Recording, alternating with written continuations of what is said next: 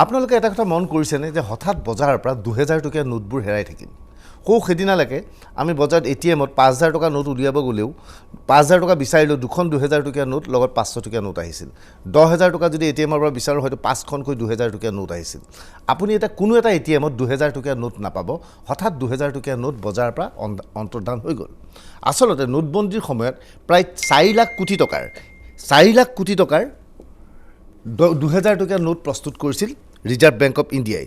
কিন্তু এতিয়া হঠাৎ ক'ত অন্তৰ্ধান হৈ গ'ল এই 2000 টকীয়া নোট, যে অৰ্থাৎ ইয়াৰ অৰ্থ এইটো নেকি যে 2000 টকীয়া নোটৰে ইতিমধ্যে আকৌ ব্লেক মানি আৰম্ভ হৈ গ'ল। যি উদ্দেশ্যৰে নোটবন্দী কৰিছিল সেয়া ব্যৰ্থ হ'ল, কাৰণ 2000 টকীয়াবোৰ লুকাই গ'ল, ধনী মানুহে লুকুৱাই ৰাখি থ'লে। নে নিৰ্বাচনত ব্যৱহাৰ কৰিবৰ বাবে ৰাজনৈতিক দলে কাৰোবাৰ জৰিয়তে এই 2000 টকীয়া নোটবোৰ লুকুৱাই থ'লে? সেই এটা প্ৰশ্ন থাকিল, সেই প্ৰশ্নটো আপোনালোকৰ সন্মুখলৈ উত্থাপন কৰিলোঁ। নিৰ্বাচনী বতৰ যি টি পৰিৱেশ পৰিস্থিতিৰ সৃষ্টি হৈ আছে। 24 ঘণ্টাৰ পূৰ্বে আমি দেখিছিলোঁ চিৰিয়াখানাৰ জীৱ জন্তুক গো মাংস নিদিবলৈ গৈ কেনেকৈ হিন্দুত্ববাদী সংগঠনে প্ৰতিবাদ কৰিছিল। এইখিনি সময়তে আজি এই কোভিডৰ সময়ৰ মাজতো হিমন্ত বিশ্ব শৰ্মাই আজি দুৰ্গা পূজা আয়োজন কৰাৰ বাবে নতুন নিয়ম ঘোষণা কৰিছে, যে কাৰ্যত বুজাই দিছে দুৰ্গা পূজা আয়োজন কৰিব পাৰিব। নিশা 10 বজাৰ ভিতৰত মণ্ডপ শেষ কৰিব লাগিব, আৰতি কৰিব পাৰিব, মানুহ 50 জন যাব লাগিব, কিন্তু দুৰ্গা পূজা হ'ব পাৰিব। কিন্তু কেইদিনমান আগতে দুৰ্গা পূজা পাতিব নালাগে বুলি তেওঁ আহ্বান জনাইছিল। অৰ্থাৎ দুৰ্গা পূজাৰ প্ৰতি বিজেপিয়ে দুৰ্গা পূজা পাতিব বিচাৰিছে, কোভিড কমি আহিছে বুলি ক'ব বিচাৰিছে নে হিন্দুত্ববাদৰ বাবে দুৰ্গা পূজাক গুৰুত্ব দিয়া হৈছে, যে দুৰ্গা পূজা পাতাটো প্ৰয়োজন, বিহু হয়তো নাপাতিলেও কথা নাই, কিন্তু হিন্দুত্ববাদৰ প্ৰশ্ন জড়িত আছে। হিন্দুত্ববাদক লৈ এতিয়া মহাৰাষ্ট্ৰত এনে এক ঘটনা ঘটিছে, যি ঘটনাৰ কথা জানিলে আপুনি আচৰিত হ'ব যে এইখন দেশত এয়া কি চলি আছে।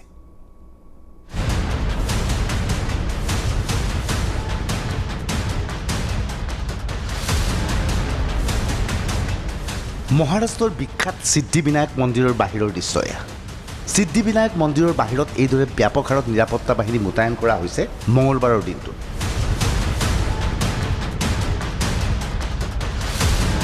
মহাৰাষ্ট্ৰ চৰকাৰৰ নিৰ্দেশ মৰ্মে এইদৰে নিৰাপত্তা বাহিনী সাজু হৈ আছে।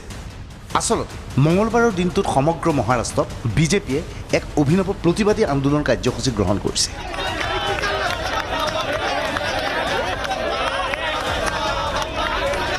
এয়া সিদ্ধিবিনায়ক মন্দিৰৰ বাহিৰৰ প্ৰতিবাদৰ দৃশ্য।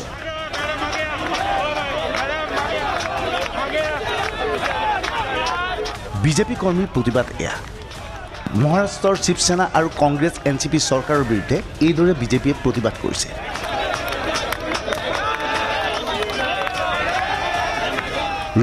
এই প্ৰতিবাদৰ বিতং তথ্য জনাৰ পূৰ্বে শেহতীয়াভাৱে কৰোনাৰ খবৰ আপুনি জানি লওক।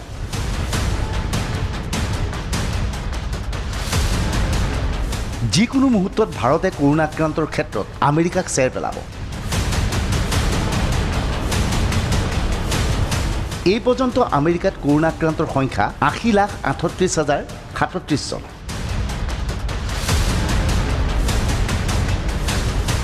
ইয়াৰ বিপৰীতে ভাৰতত কৰোনা আক্ৰান্তৰ সংখ্যা 71,77,783 জন।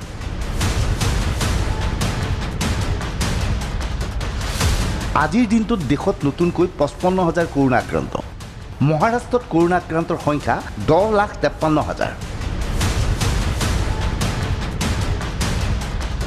অৰ্থাৎ সমগ্ৰ দেশৰ কৰোনা আক্ৰান্তৰ সংখ্যা 71 লাখৰ বিপৰীতে কেৱল মহাৰাষ্ট্ৰতেই কৰোনা আক্ৰান্তৰ সংখ্যা 10 লাখ।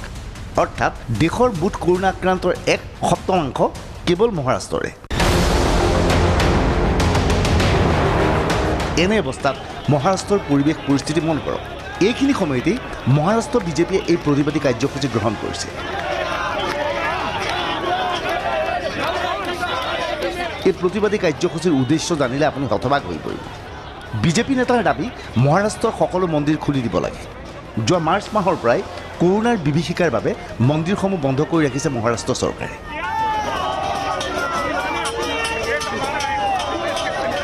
দেশৰ অন্যান্য প্ৰান্ততো এইদৰে মন্দিৰ বন্ধ ৰখা হৈছিল, কিন্তু শেহতীয়াভাৱে কেন্দ্ৰীয় চৰকাৰে চৰ্ত সাপেক্ষে মন্দিৰ খোলাৰ অনুমতি দিছে। কিন্তু তৎসত্ত্বেও মহাৰাষ্ট্ৰৰ কথাটো বাদেই দিয়ক, এইখন গুৱাহাটী মহানগৰীৰে বহুকেইটা মন্দিৰ এতিয়াও খুলি দিয়া হোৱা নাই।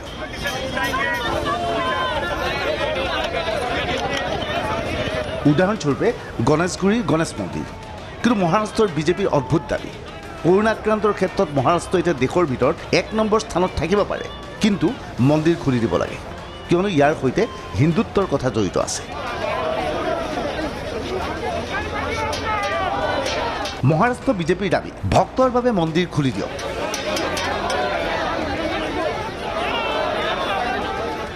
দেশৰ অন্য ৰাজ্যত মন্দিৰ খুলি দিয়া হৈছে। কৰোনাৰ এই কালত জনতা মানসিকভাৱে ভাগি পৰিছে। এতিয়া জনতাৰ ভৰসা একমাত্ৰ ভগৱান। ভগৱানৰ আশীৰ্বাদ ল'বলৈ মন্দিৰ খুলি দিব লাগে।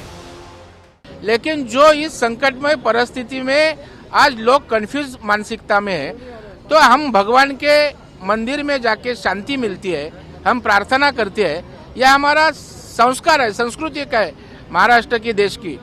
और श्रद्धा के साथ साथ आज मंदिरों के ऊपर छोटे मोटे व्यवसाय उपजीविका करने वाले भी लोग हैं, तो उनका ख्याल कौन करेंगे? हमारा ये आंदोलन पूरे महाराष्ट्र में है। हम चाहते हैं कि पूरे महाराष्ट्र के मंदिर खोले।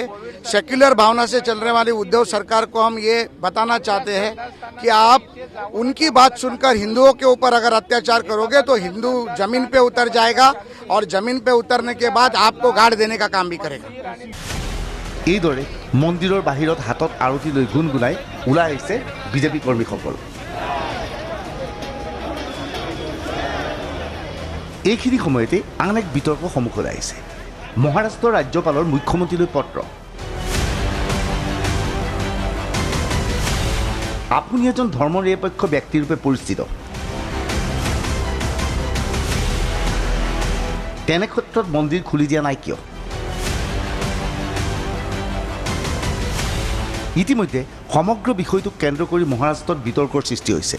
মুখ্যমন্ত্ৰী উদ্ধৱ ঠাকৰেক ৰাজ্যপালৰ পৰা আৰম্ভ কৰি বিজেপিয়ে আক্ৰমণৰ লক্ষ্য হিচাপে বাছি লৈছে।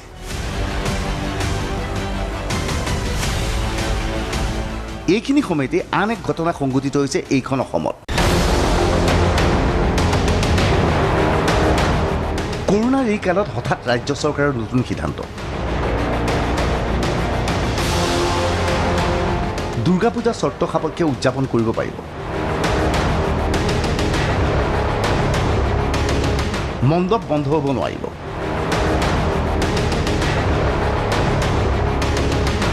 মণ্ডপৰ পূজাৰীয়ে ষষ্ঠীৰ আগৰ দিনা কোভিড টেষ্ট কৰিব লাগিব। পূজা আমি পতাত কোনো ধৰণৰ বাধা দিয়া নাই। আমি খালি কৈছোঁ যে পূজা পাতোঁতে জিলা প্ৰশাসনৰ পৰা আপোনালোকে অনুমতি ল'ব। তাৰপিছত আমি দ্বিতীয় অনুৰোধ কৰিছোঁ যে ক্ল'জ পেণ্ডেল নকৰিব।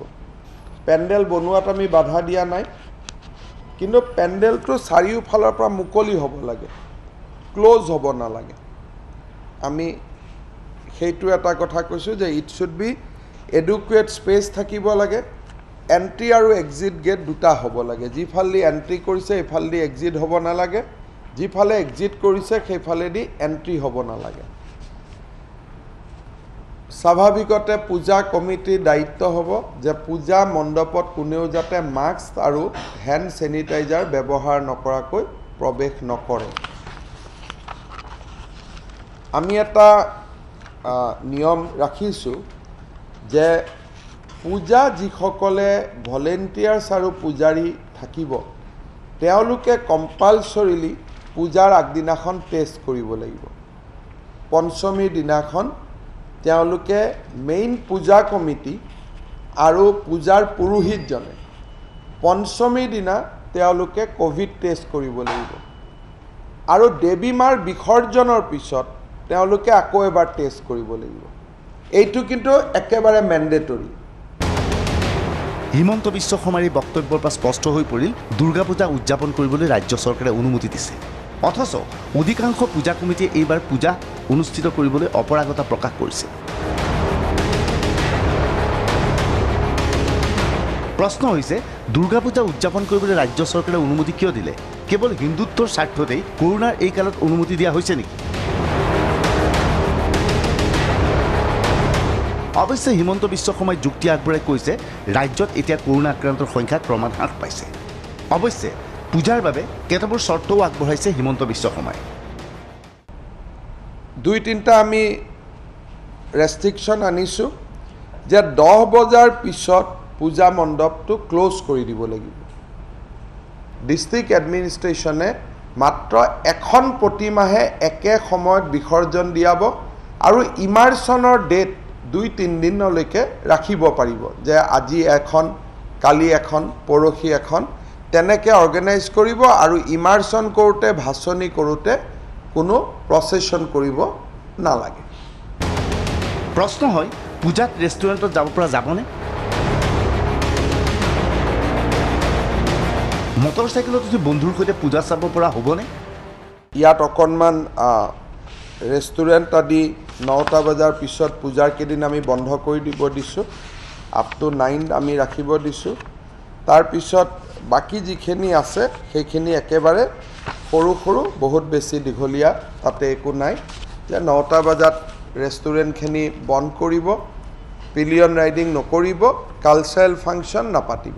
পূজাৰ সময়ত আমি 2জন যুৱকে পিলিয়ন ৰাইডিং কৰিব নোৱাৰিব। মহিলাই পাৰিব, পিছফালে ল'ৰা ছোৱালীয়ে পাৰিব, বা 2জন মেল পূজাৰ কেইদিন পিলিয়ন ৰাইডিং আমি মানা কৰিছোঁ, যে পূজাৰ কেইদিন 2জন পুৰুষে যাতে পিলিয়ন ৰাইডিং নকৰে। কালচাৰেল ফাংচন আমি মানা কৰিছোঁ, যে পূজাত কালচাৰেল ফাংচন নালাগে, কিন্তু আৰতি কৰাত কোনো বাধা নাই, কিন্তু কোনো মাইক লগাই কালচাৰেল ফাংচন নহ'ব, কোনো ধৰণৰ প্ৰতিযোগিতা নহ'ব, কিন্তু আৰতি কৰাত কোনো বাধা নাই। পূজাত যদি আকৌ জনসাধাৰণ ৰাজপথলৈ ওলাই আহে তেনেহ'লে শীতৰ বতৰত যে কৰোনাই ভয়ানক ৰূপ ল'ব সেই কথা নিশ্চিত। এনে অৱস্থাত পূজা কিয় আয়োজন কৰিবলৈ অনুমতি দিছে সেয়া এক প্ৰশ্নৰ বিষয় হৈ পৰিছে। Bureau' report DY365।